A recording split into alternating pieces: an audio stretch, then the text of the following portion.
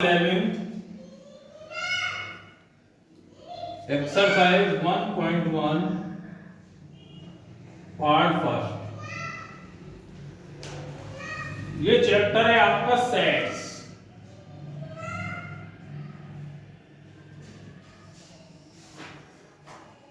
जिसे हम कहते हैं समुच्चय। मेरी बात को ध्यान से समझिए।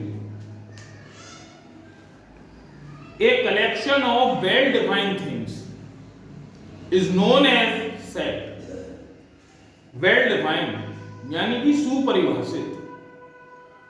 कोई भी कंडीशन ऐसी हो और जितने भी आप वो लेंगी एलिमेंट या लेंगे वो उस कंडीशन को फुलफिल करें यानी फॉलो करें, तो वो एक सेट बन जाता है। कैसे? मान लीजिए हमने कहा आपकी क्लास के वो बच्चे, वो स्टूडेंट्स जो कंप्लीट यूनिफॉर्म में हैं, तो सारे बच्चे तो होंगे नहीं, कुछ ही होंगे। इसमें कंडीशन अप्लाइड हो गई कंप्लीट यूनिफॉर्म, तो ये एक सेट बन। और भी बहुत एग्जांपल है इसके। आपकी क्लास के वो बच्चे जिनकी हाइट 6 फुट से ज्यादा है, तो वो ये एंटिटी की हाइट इसको फुलफिल करेगी, कंडीशन को फॉलो करेगी। इस तरीके से हम सेट को डिफाइन करते हैं। फर्स्ट क्वेश्चन आपका यही है, क्वेश्चन नंबर फर्स्ट का फर्स्ट पार्ट। आपको ये बताना है सेट है या नहीं। जे अक्षर से प्रारंभ होने वाले वर्ड्स के सभी महीनों का संग्रह। जे अक्षर से, सेट को हमेशा इसमें लिखते हैं। तो जे अक्षर से कौन कौन से होते हैं? जनवरी,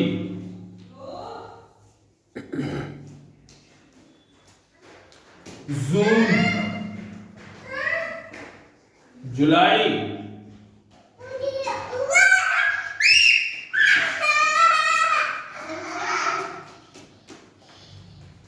और तो कोई होगा नहीं, तो आप लिख देंगे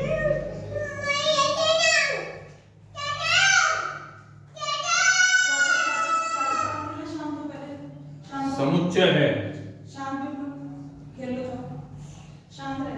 भारत के 10 सबसे अधिक प्रभावशाली लेखकों का संग्रह है। अब इसमें कंफ्यूजन है क्योंकि प्रभावशाली की कोई कंडीशन नहीं रखी इसने। मेरे लिए मुंशी प्रेमचंद्र प्रभावशाली है, आपके लिए कोई और राइटर होगा प्रभावशाली, महादेवी वर्मा या हो। मुझे किसी का लेख अच्छा लगा, आपको किसी और का लगेगा, तो ये हम डिसाइड नहीं कर पाएंगे कि ये प्रभावशाली है या नहीं। तो इसलिए आप क्या लिख देंगे? समुच्चय नहीं है। थर्ड पार्ट देखिए आप, विश्व के सर्वश्रेष्ठ 11 बल्लेबाजों का संग्रह। फिर वही चीज, मुझे कोई और पसंद है, आपको कोई और पसंद है। सर्वश्रेष्ठ कैसे बताएं कि ये है या नहीं? या तो कोई कंडीशन हो, तो फिर आप लिख देंगे समुच्चय नहीं है। फोर्थ पार्ट, आपकी कक्षा के सभी बालकों का संग्रह। ये सेट है क्योंकि कंडीशन है आपकी कक्षा, और कोई नहीं आएगा। आप जिस क्लास में हैं, आप 11th क्लास में हैं तो 11th क्लास के स्टूडेंट्स ओनली। तो लिख दीजिए हां समुच्चय है। ठीक है, इस तरीके से बाकी क्वेश्चंस पहले के आप कर लेंगे। क्वेश्चन नंबर 2,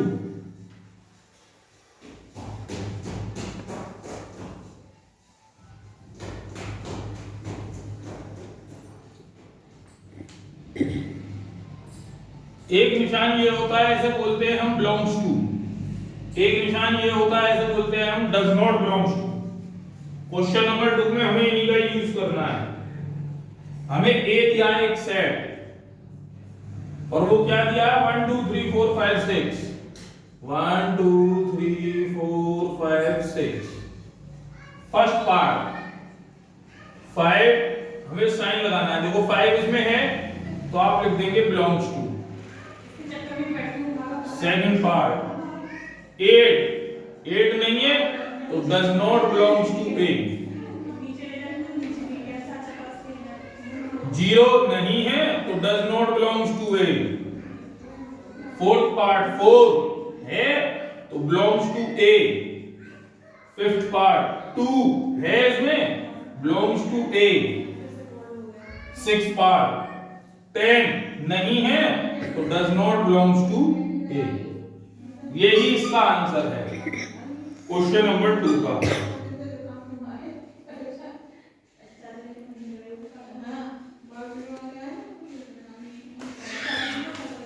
क्वेश्चन नंबर 3,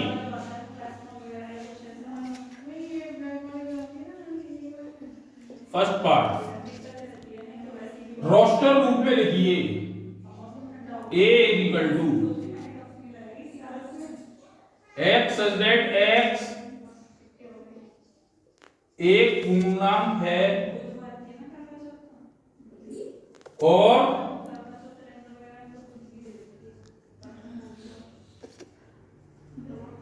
-3 से 7 के बीच है। इसे रोस्टर रूप में लिखना है आपको। लिख दीजिए -2 -1 0 1 2 3 4 5 6 हो गया आंसर। सेकंड पार्ट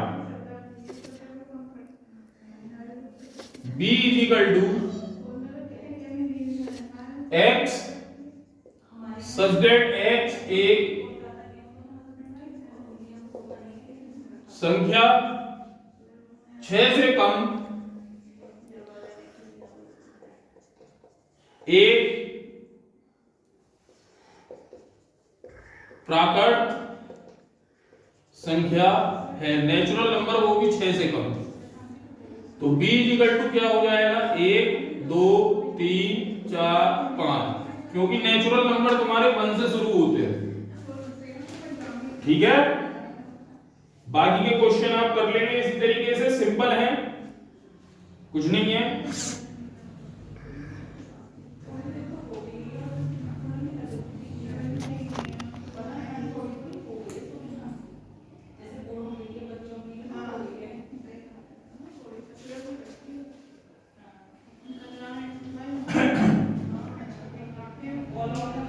आगे देखते हैं।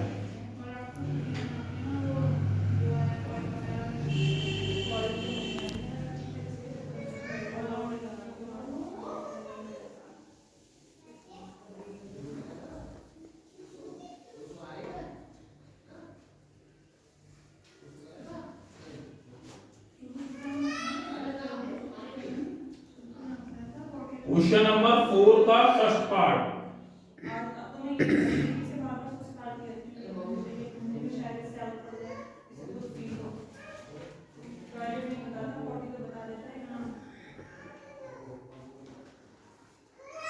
देखिए क्या लिखेंगे आप, क्या करना है हमें, समुच्चय निर्माण विधि में ये व्यक्त करना है।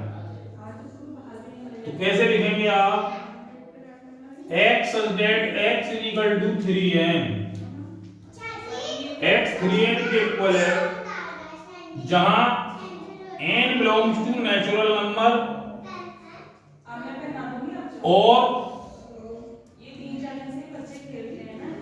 -1 से और 4 के बीच होगा n। ऐसे लिखना है आपको।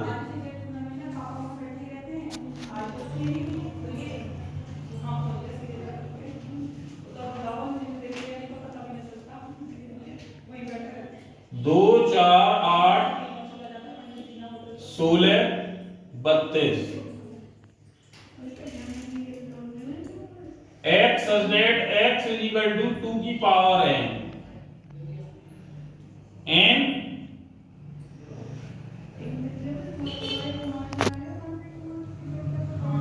belongs to n और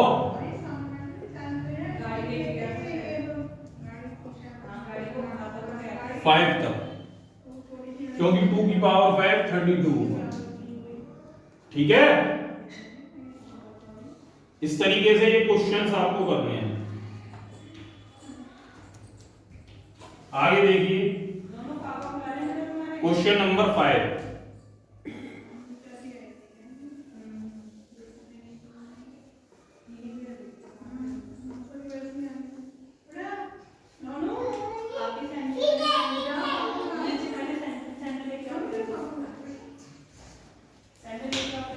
फर्स्ट पार्ट सूचीबद्ध तरीके से लिखना है। a इक्वल टू एक विषम प्राकृतिक संख्या है, तो विषम कौन सी होती है? 1 3 5 7 9 ऐसे आ जाएगा। b -1/2 से 9/2 के बीच है।